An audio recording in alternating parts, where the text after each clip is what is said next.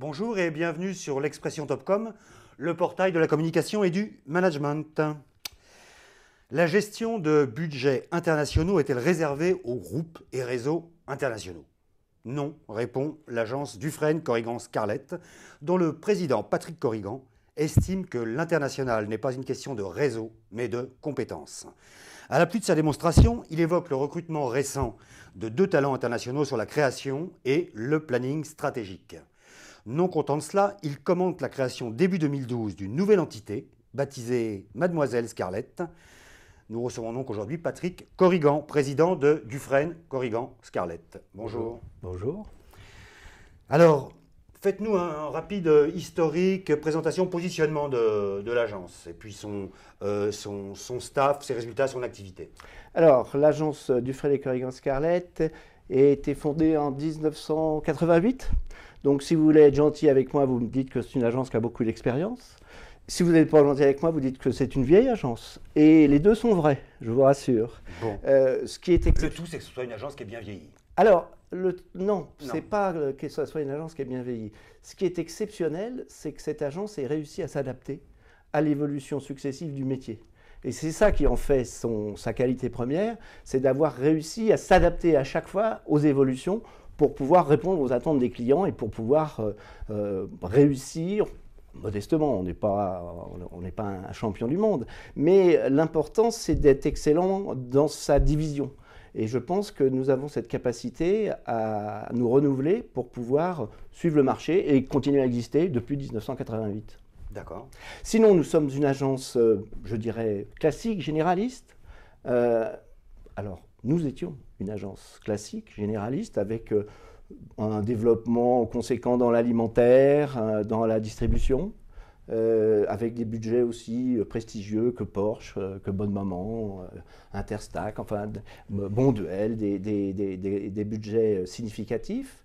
Et puis, pour pouvoir mieux nous adapter, nous avons créé un système qui s'appelle la Maison de la Communication. La Maison de la Communication. C'est vrai que quand on appelle, on s'entend répondre au standard. Voilà. La Maison de la Communication, bonjour. Alors, c'est beaucoup de choses, la Maison de la Communication. C'est d'abord un lieu. Et l'importance que ça soit un lieu n'est pas secondaire.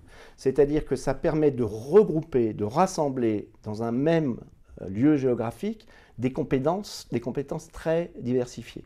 Car, vous le savez bien sûr, les métiers de la communication, il y a une quinzaine d'années, se sont dispersés, éparpillés, et ont créé des nouvelles expertises professionnelles. Quand vous êtes un grand groupe, vous signez des chèques et vous faites venir à vous des experts compétents et vous leur dites « venez faire une carrière chez nous, vous verrez, c'est formidable ». Quand vous êtes un indépendant de taille modeste, le système ne peut pas marcher comme ça. Alors comment est-ce que vous faites pour pouvoir attirer des talents? Parce que ce dont vous avez besoin, c'est de talents. Et ces talents, vous les prenez en fait à l'image de ce que vous avez vous développé, c'est-à-dire des indépendants qui sont des entrepreneurs énergiques et qui ont une expertise dans leur domaine. Alors c'est le corporate, c'est l'internet, c'est le CRM, c'est tous les métiers de la communication. Vous les mettez dans le même bâtiment et vous êtes prêt à la fois à répondre aux désirs des annonceurs et vous à saisir une culture beaucoup plus importante que ce que vous aviez au départ. C'est-à-dire aujourd'hui, quand vous écoutez un annonceur, il ne faut pas simplement être axé sur la publicité. Il faut comprendre la problématique de l'annonceur et pouvoir lui dire après, écoutez, voilà ce que je peux faire pour vous, mais il y a d'autres gens ici qui travaillent avec moi qui sont aussi capables de vous apporter des choses et peut-être que nous pouvons apporter tout ça ensemble dans un système qui est cohérent avec des gens, ce qui est très rare dans les groupes, qui s'aiment bien. Parce que s'ils sont là, c'est parce qu'ils ont envie d'être là. Ce qui est une petite différence avec les groupes, quelquefois. Mais en termes d'identité, pourquoi cette maison de la communication ne s'appelle pas Dufresne Corrigan Scarlett? Ou pourquoi Dufresne Corrigan Scarlett ne s'appelle pas la maison de la communication? C'est toute la difficulté de réunir des indépendants. Ils ont du talent, ils sont indépendants, ils ont de l'énergie. Leur but n'est pas de changer leur identité. Leur but est de conserver cette identité. Mais ils savent très bien que s'ils conservent cette identité tout seuls, ils seront très faibles. Moi, pareil. Et donc, la seule solution qu'ils aient, c'est de combattre cette solitude, de pouvoir se regrouper et de maintenir les caractéristiques qui font leur attractivité. C'est très proche des coopératives, des distributeurs, par exemple. Quand vous avez un patron d'un système U sur la Loire, il est le patron chez lui. Alors, c'est vrai que nous n'avons pas des marques aussi fortes que ce qu'ils ont créé, mais peut-être que ça arrivera un jour. D'accord. Mais ce qui veut dire que, par exemple, un client d'un indépendant au sein de la maison de la communication n'est pas forcément le client de Dufresne Corrigan Scarlett. Absolument pas. Okay. Absolument pas. Ils doivent développer leurs clients. Alors, il y a des clients sur lesquels on apporte des expertises confluentes, si vous voulez, mais il y a aussi quelquefois des projets qui nous sont proposés sur lesquels nous, on va monter une task force qui va comprendre des professionnels de chaque entité. Mais ils ne seront que, par exemple, sous la bannière de Dufresne Corrigan Scarlett. D'accord. Et ce qui permettra à nous d'avoir une réponse beaucoup plus élaborée, beaucoup plus intelligente. Et de la même façon, on ira peut-être se mettre au service de l'agence de design, parce que tout d'un coup, en stratégie ou en création, elle aura besoin d'un apport spécifique. D'accord. Ouais. Alors juste quelques chiffres pour situer à la fois Dufresne Corrigan Scarlett et la maison de la communication. C'est un staff de combien de personnes et c'est Dufresne Corrigan Scarlett, c'est-à-dire que c'est la pub, c'est 80 personnes. Si vous comptez Lyon, on doit être plus, on doit être 90, 95. Si en chiffre d'affaires, ça doit faire 10 millions d'euros. Si vous comptez l'ensemble de la maison, on doit aujourd'hui être à peu près à 210 personnes. Et c'est un chiffre d'affaires de, je ne sais plus,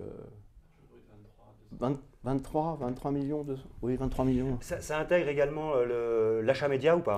Il y a une agence média à l'intérieur de la maison, oui. D'accord. Parce que c'est indispensable. On ne peut pas faire notre métier sans savoir ce que vaut et comment s'achètent les médias. Aujourd'hui, les agences de publicité ne maîtrisent plus du tout le média depuis très longtemps. Par contre, elles doivent conserver toujours une expertise sur ce que sont les médias, la façon dont on peut les acheter, les coûts qu'on peut faire avec eux, etc. etc. Et c'est vrai que les agences indépendantes ont trop tendance à se dire, bon, ben, comme les clients ne me le payent plus, je ne garde pas cette expertise, ce qui est une grave erreur.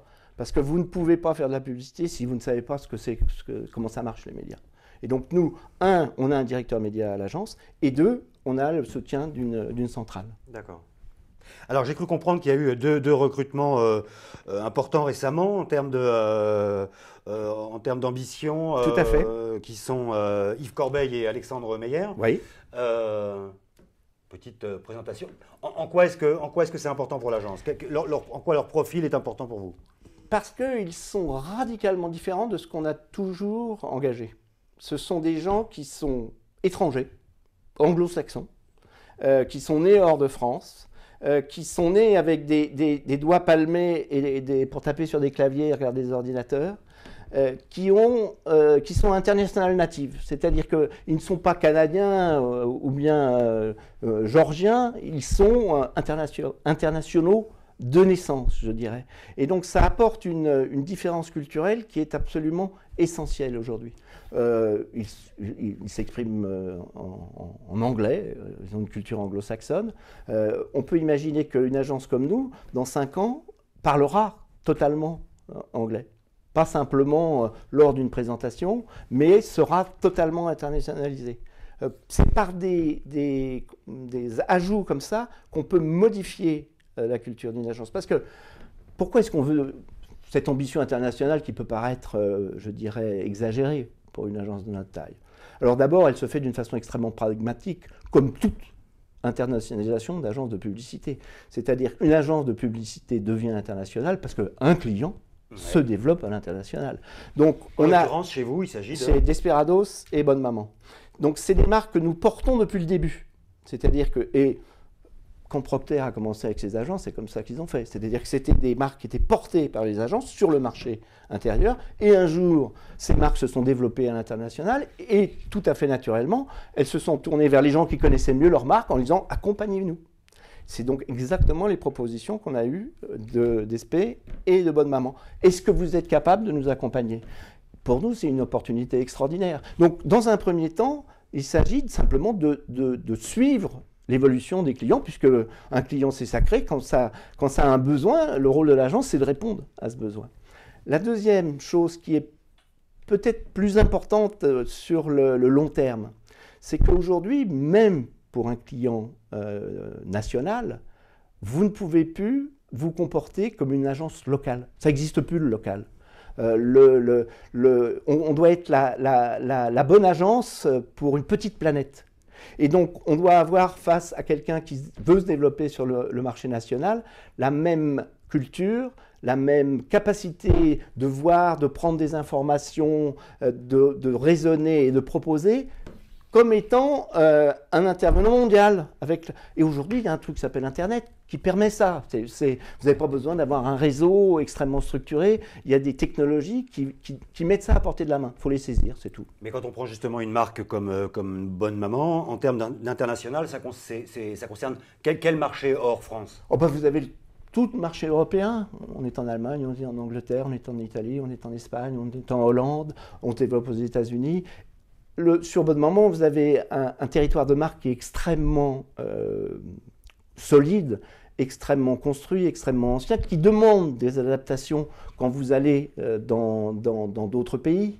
Vous allez plus développer en fait l'amour maternel quand vous êtes à l'étranger et beaucoup moins la nostalgie de la France. Quoique, vous allez aussi revendiquer d'une façon peut-être un peu plus caricaturale la France, parce que la gourmandise française est renommée dans le monde entier. Mais personne mieux que nous ne sait comment développer ce qu'est la magie de la marque Bonne Maman, parce que c'est une marque magique à l'international. Et donc c'est extrêmement naturel. Et c'est un code graphique qu'on va déployer à travers les magazines de tous les pays dans lesquels on est présent. De la même façon, enfin non, c'est très différent sur Despé, parce que Desperado, c'est une marque aussi qui a été développée à l'intérieur de l'agence. Au début, il y a une quinzaine d'années maintenant, sans faire de publicité, uniquement par un travail de terrain, un travail dans les bars, un travail dans les boîtes de nuit, et qui aujourd'hui... Et un gros travail également sur le design. Un gros travail sur le design, un gros travail sur le contact physique avec le produit. Or aujourd'hui, c'est une marque que Henken a choisi de développer, parce que c'est une marque extrêmement porteuse. Et là, c'est intéressant, c'est que, quelque part, l'agence n'est plus enfermée dans la loi E20. Elle est dans un système qui est totalement ouvert, dans lequel l'audiovisuel prend une large part, et dans lequel Internet prend une large part. Donc ça permet, toujours dans le consommer responsable, parce que de toute façon, Henken tient à avoir une ligne de consommation d'alcool et de bière responsable, mais ça nous permet, nous, de nous exprimer d'une façon tout à fait nouvelle et plus riche, en particulier avec de l'audiovisuel, puisqu'on vient de réaliser un film assez important qui dure 5 minutes, et qui va être en fait utilisé sur Internet, à la fois pour une utilisation classique, mais aussi pour une utilisation interactive. Donc tout ça, c'est par rapport à ce qu'on faisait il y a 10 ans, c'est totalement neuf. Et on a besoin de gens neufs pour faire ça. On a besoin de gens qui ont la culture de ça. Yves Corbeil et Alexandre Meyer. Donc sur les fonctions, l'un étant en direction de création, exactement, et l'autre étant en planning stratégique. Et c'est un binôme qui est beaucoup plus... Enfin, aujourd'hui, c'est un binôme créatif. C'est ce que j'appelle un binôme créatif. C'est-à-dire que la création ne se fait plus avec un directeur artistique et un copywriter sur ce genre de problématique. Elle se fait avec un planeur stratégique et un créatif. Et après, il y a d'autres moyens pour démultiplier leurs idées, mais le noyau, c'est ça. Et est-ce que ça veut dire que c'est la création d'un poste, d'un planning stratégique au sein de l'agence ou un développement? C'est un développement. Car on a toujours eu, avec Jean-Christophe Chabert, un planning stratégique très fort. Et là, c'est un développement, à la fois pour être capable d'aller chercher des idées partout dans le monde, parce que ce qui caractérise Alexandre, quand vous lui parlez d'un problème, 1 heure après, il sait comment ce problème a été abordé à Singapour, en Australie ou en Écosse. Il a une capacité naturelle à avoir un coup d'œil global sur les problèmes, alors que nous restons traditionnellement beaucoup plus sur ce que nous savons du marché français. D'accord. Alors, autre nouveauté, tout récemment, il y a une Mademoiselle Scarlett. Une Mademoiselle Scarlett. Alors, Mademoiselle Scarlett, c'est un très joli nom, c'est une très jolie marque, et c'est une très belle aventure. Alors, pourquoi on fait Mademoiselle Scarlett?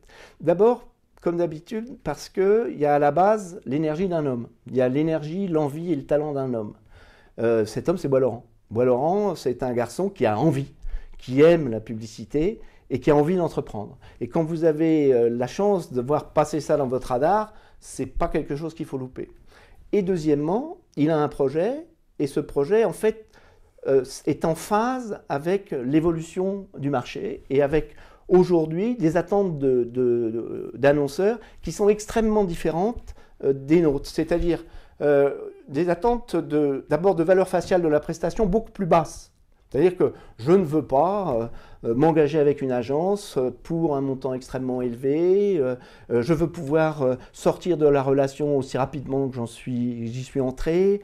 Je veux avoir des équipes courtes, dédiées, extrêmement rapides sur un système de commando. Et donc, je veux avoir une nouvelle forme d'agence. Et c'est ce qu'Olivier nous a apporté. Et donc, on a créé autour de lui une structure qui soit capable de répondre à cette attente. Et alors, comme d'habitude, c'est des choses c'est difficile, ça demande beaucoup d'énergie, beaucoup de travail, mais je pense que c'est extrêmement prometteur, car il y a un vrai besoin, et on ne va pas pouvoir se développer sans avoir ce type d'agence à mettre à disposition pour les besoins des annonceurs. Et à quel type de client, je dirais, correspond Mademoiselle Scarlett que ne traiterait pas, par exemple, Dufresne Corrigan Scarlett? Alors, au départ, si vous voulez, vous avez certainement dans notre viseur, disons, alors ça n'a pas beaucoup de sens de dire ça, mais enfin on va le dire comme ça, des annonceurs qui sont plus dans le premium, c'est-à-dire qui sont plus sophistiqués, qui ont des approches médias qui sont plus précises, plus fignolées, plus particulières. Vous voyez, c'est quelque chose, c'est le cœur de la cible visée, ce sont des annonceurs qui sont beaucoup plus sur des marchés d'exception. Mais, comme d'habitude, quand vous lancez un concept, en fait, vous voyez bien que vous avez une pointe qui vise des gens d'une façon très précise, et puis derrière, vous avez d'autres annonceurs qui ne correspondent pas forcément à ce que vous avez délimité comme périmètre, mais qui sont intéressés aussi par ce type de prestations. Et tout le monde est le bienvenu. Tout le monde est le bienvenu. Et donc cette Mademoiselle Scarlett, à ce jour, c'est quel profil, la taille, staff de combien de personnes? C'est un staff de 5 personnes. Donc c'est dirigé par Bois-Laurent. Il y a des créatifs, il y a une associée, Séverine de Nazel, qui est là aussi. C'est le système que j'ai connu moi quand j'ai commencé, où en fait on faisait un petit groupe à l'intérieur d'une agence, avec un commercial, un créatif, un gars de médias, et puis c'est nous qui gagnions les budgets. Après, bon, la structure traitait, et encore, on continue à traiter. Mais il y a dans ce métier, en fait, c'est un métier d'homme, enfin d'homme, d'individu, d'être humain, qui accapare un et qui le mène à bien. Donc, effectivement, ça peut être à l'intérieur d'un groupe de 500 ou de 5000 personnes. Mais de toute façon, si vous allez dans un groupe de 500 ou 5000 personnes, les gens qui vont s'occuper de vous, ils seront 4, ils sont 5. Et c'est à eux, c'est à leur talent que vous devez que ça va marcher ou que ça ne va pas marcher. Donc là, c'est simplement condensé dans une structure beaucoup plus réduite. Et donc, je suppose qu'elle est aussi s'inscrit dans la maison de la communication. Elle est bien sûr au 3e étage de la maison de la communication, au milieu de la maison. D'accord. Et donc, sur les autres entités, par exemple, si on parle CRM, ça sera quel... Alors, c'est Divine Comedy. C'est Catherine Arbès qui a travaillé pour Mariano, qui a travaillé pour Canal+, qui a une expérience très forte dans la gestion du retail, et donc qui, elle, est notre expert dans ce domaine-là. Dans le design, c'est Ividi avec Yves Guénaud. Dans le corporate, c'est Partie Prenante avec Sophie Pau. Vous voyez, à chaque fois, il y a... Alors, on pourrait avoir d'autres. On est preneur, d'ailleurs, d'autres spécialisations que nous ne possédons pas encore. Mais ça, c'est les opportunités de la vie. C'est-à-dire que c'est des rencontres où on trouve des gens qui ont les mêmes envies, les mêmes valeurs, et on se dit, tiens, ensemble, on serait bien meilleur que tout seul. Et pour l'instant, ma foi, je pense qu'on n'aurait pas pris cette orientation il y a maintenant presque une dizaine d'années. Je ne suis pas sûr qu'on existerait encore. Et ce qui veut dire qu'il y a un tronc commun, il y a des services qui sont partagés par l'ensemble des... Il y a des services qui sont partagés. C'est extrêmement souple comme structure. Vous avez des associations de capital dans certains cas, mais pas obligatoirement. Ce qui est important, c'est d'être là, d'être ensemble, d'avoir envie de travailler ensemble sur les mêmes projets. Et après, le système se régule en fonction des besoins, des dépenses engagées par chacun et de l'argent versé par, puisqu'on vit quand même de l'argent de nos clients. Mais je dirais que ce problème est très facile à résoudre. Parce que ce qui compte dans notre métier, c'est d'avoir des clients. Vous n'avez pas de problème d'argent si vous avez des clients. À l'inverse, si vous n'avez pas de clients, c'est beaucoup plus difficile. En effet. Vous n'avez pas besoin d'avoir fait HEC pour savoir ça. Très bien. Patrick Corrigan, je vous remercie. Mais c'est moi qui vous remercie. Bonne journée.